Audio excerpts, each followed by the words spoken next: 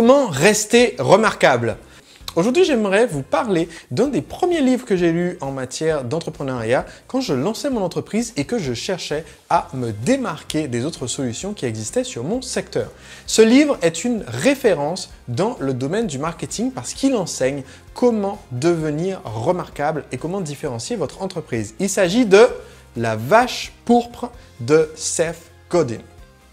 Dans ce livre, Seth Godin commence en racontant lors d'un de ses voyages en France, en prenant le TGV, ils ont été, lui et sa famille, fascinés au début du voyage par le fait que le TGV passait dans ces beaux paysages de pâturage avec des vaches qui broutent en regardant le train, comme dans les cartes postales et dans l'imaginaire des enfants. Et ils ont été fascinés par ces petites vaches qui broutent et qui regardent le train pendant environ 20 minutes.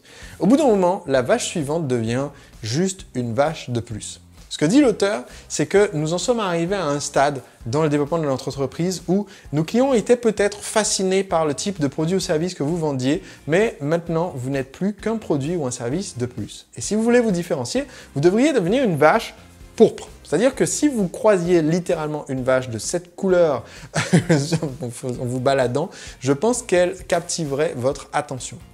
L'auteur donne de nombreux exemples et de nombreuses études de cas. Et aujourd'hui, j'aimerais m'attarder sur un point qui est, selon moi, tout aussi important que la question de comment devenir remarquable. Parce que j'ai déjà traité en détail sur cette même chaîne dans plusieurs vidéos la question de comment se différencier, comment apporter plus, et la réponse c'est apporter plus de valeur, et ensuite j'ai expliqué dans d'autres vidéos comment apporter plus de valeur que ne le font vos concurrents, vos confrères sur le même secteur.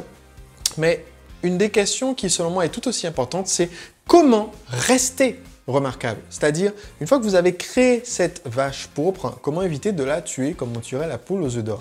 Et dans le livre, Seth mentionne en fait plusieurs exemples et précise que souvent quand on a une entreprise qui est suffisamment grande pour avoir un département marketing, si vous avez la chance d'avoir embauché un stagiaire, un salarié, plusieurs salariés dans un département marketing, eh bien ce que dit Seth Godin, c'est que souvent, eh bien, ces personnes qui sont au département de marketing ressentent le besoin de justifier leur emploi. Et ressentent le besoin de justifier leur emploi en créant des nouveautés dans le marketing de l'entreprise et créant des nouvelles campagnes. Si c'est vous, l'entrepreneur, qui êtes un solopreneur, eh bien peut-être que vous avez un petit peu trop la bougeotte et qu'après avoir créé une campagne pour un produit qui est remarquable et qui marche très bien, eh bien vous allez mourir d'envie de lancer un autre produit dans le mois qui suit, le trimestre qui suit ou l'année qui suit.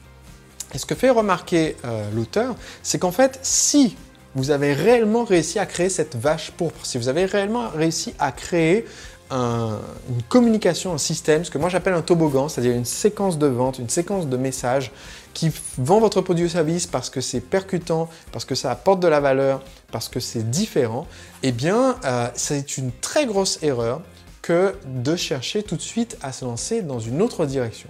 Au contraire, ce que vous devriez faire, c'est prendre votre message qui est votre vache pourpre, votre message phare, votre message clé, et aller le transmettre à un maximum de personnes jusqu'à ce que vous ayez saturé le marché, le pays, la surface de la planète si besoin, avec ce message. Et c'est à ce moment-là que vous pourrez passer à un autre message, un autre produit, un autre service, mais pas avant. Et pour moi, ce conseil, il est hyper important parce que je le sais, dans mon public d'entrepreneurs qui me regardent, après avoir accompagné des milliers d'entrepreneurs via mes formations, mon coaching, mon consulting, mes livres, mes conférences, j'ai vite constaté qu'en fait, c'est un syndrome très très grave qui fait que des personnes vont, par exemple, suivre une formation, apprendre à lancer leurs produits, faire 160 000 € en une semaine.